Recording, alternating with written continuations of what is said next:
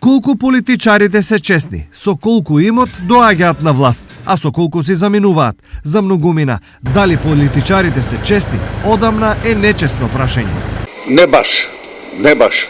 Не, сега што гледам на телевизија, многу гледам таму, кога гледаш пратениците умешани у афери таму. Многу не мога да им имам поверење. Не са честни. Има, не да нема, али малку са. Но пред да дојдат на функции од кои се меркаат власт и пари, политичарите пополнуваат имотни листови. Дали граѓаните веруваат во пописот што политичарите сами си го прават? Не. Зошто? Па ти плаќат данок, тие што имат многу не пријавуваат. Не верувам. Сите кријат имоти, затоа не верувам. Кријат гуќ.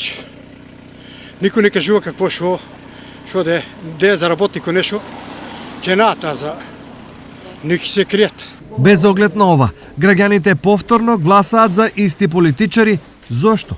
Политичките партии се тие кои што ги делегираат кандидатите за претседници на тие листи, што значи дека политичките раководства диктираат на граѓаните на Република Македонија да бираат, односно, гласајќи за листата, тие гласаат не сакајќи повторно нели за самите, за оние кои што биле. Секако, ова е нелогично, но кај нас тоа функционира долго. До кога? Доколку имаме мнозински изборен систем, тогаш сигурно дека граѓаните ќе гласаат за личност, а нема да гласаат за политички партии и тогаш можат сами да одлучат која е поквалитетна личност за која што мисля дека најдобро ќе ја представува во Собранието на Република Македонија. Впрочем, еве како изгледат листата на најбогатите пратеници и градоначалници во источниот регион.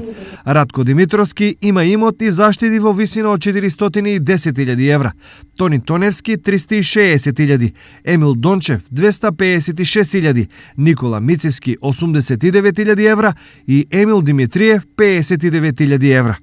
Дали сето ово го створиле со работа или на друг начин, проценката е слободна.